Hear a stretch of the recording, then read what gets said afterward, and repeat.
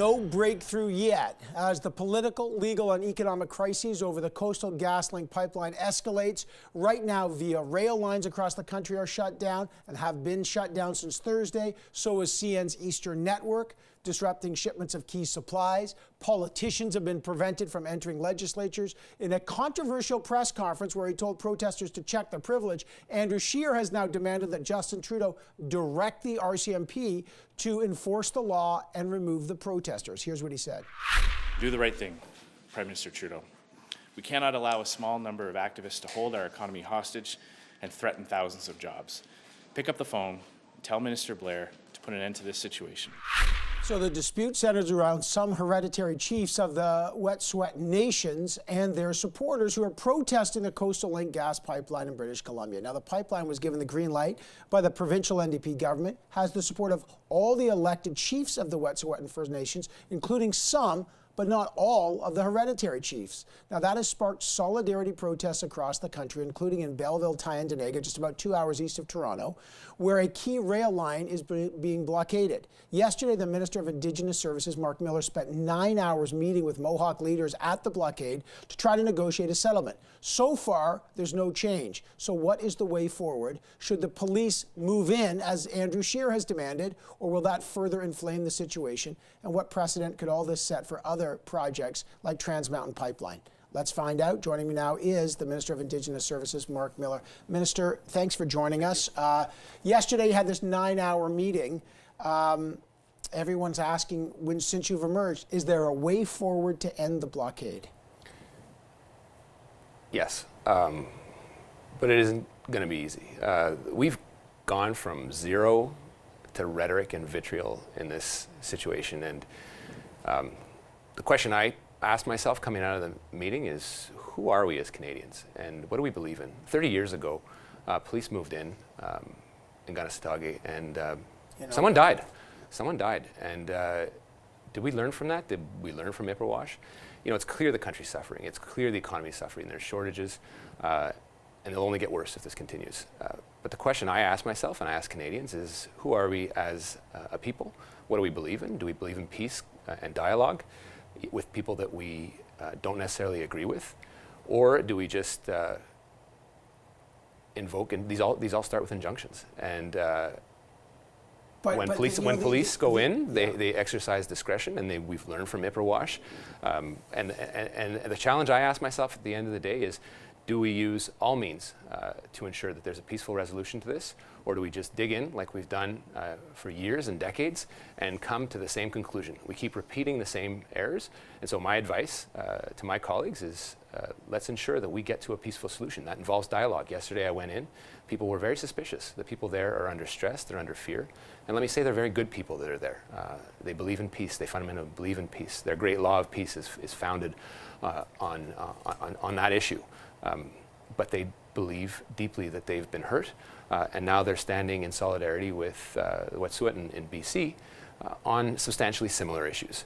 And so my advice coming out of this is we need to keep that dialogue open. We need to keep talking. Like a lot of people, and I appreciate this, but the economic situation has created an urgency, and there's two things. One, the government has to enforce rule of law or stand for the rule of law, and two, there's an economic imperative. So how long, in your view, can this dialogue go for, and what is the way? Again, the dialogue can continue without the blockade. When does the blockade go down so the dialogue on a productive level can continue? So, Evan, I'm dealing with a highly volatile situation. I don't have a luxury in dealing with what ifs. I'm dealing in what about now. And now we engage in dialogue, peaceful, open dialogue, and see if we can make some headway. That includes, to your question, significant progress in BC. We need to move out there and engage with the leadership in BC, get people together, have those difficult discussions, and see if we can make some headway.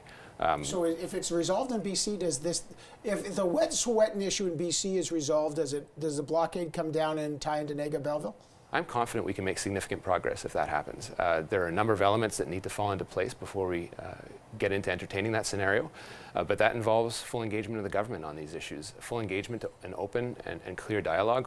Full engagement means, for a lot of people, get the Prime Minister there. You're the Minister of Indigenous Services. Where's the Wet'suwet'en have asked for a dialogue with the Prime Minister. apparently he's going to Bermuda tomorrow. Is the Prime Minister going to, or Barbados, is he going to cancel that trip and meet with the Wet'suwet'en or meet with the folks you met with, Mohawk? There's a lot of things that need to happen, Evan. I had a discussion with the Prime Minister both before and after my meeting. He's fully engaged on this issue. He has full confidence in the people he's asking to go out there, including Minister Bennett. That takes full engagement from the BC Premier and the provincial government.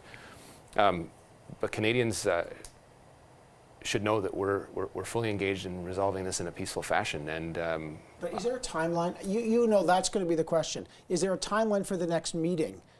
I mean, you had a 9-hour meeting. When's the next meeting? People will want to know what's the timeline to get this. There are communication channels that are open today. We'll be engaging with leadership today. Hopefully we can come to a fixed meeting where we can continue that dialogue and have an open discussion. But you got no indication of when the blockade could come down? What became obvious to me, Evan, during my meeting yesterday is no one had actually gone in and talked to these guys.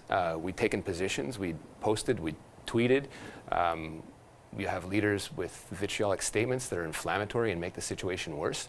Armchair quarterbacks. We stopped dialoguing as a nation. Are you referring to Andrew Scheer? Just on that, I'm serious. When Andrew Scheer said check your privilege to the protesters, was that inflammatory? Did you get feedback on that during your meeting? I did, and there's vitriol out there.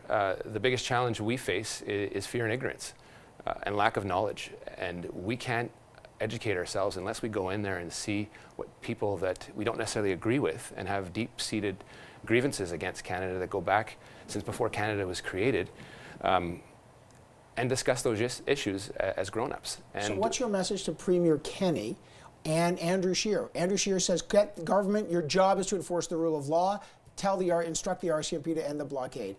Jason Kenney says, get engaged and follow the rule of law. This is a lawless country. What do you say to them? Look, I'm a guy who practiced law for 10 years. I have 2 law degrees, 2 jurisdictions in which I'm accredited to practice. The rule of law is very important to me. I also served for 4 years in the Army during the 90s. So I know when things go wrong. My statement to them is let's not get absorbed by fear and ignorance. Let's realize our mistakes from the past and make sure they don't happen again, because this problem is not going away anytime soon. And if we don't solve it the right way, peaceful, open dialogue, it's going to come back again and again and again with the major infrastructures projects that we need and to get our resources to markets. These are challenging issues. I'm concerned that this is going to happen again with other projects, and I just got a couple seconds, but we're not going to resolve all those issues.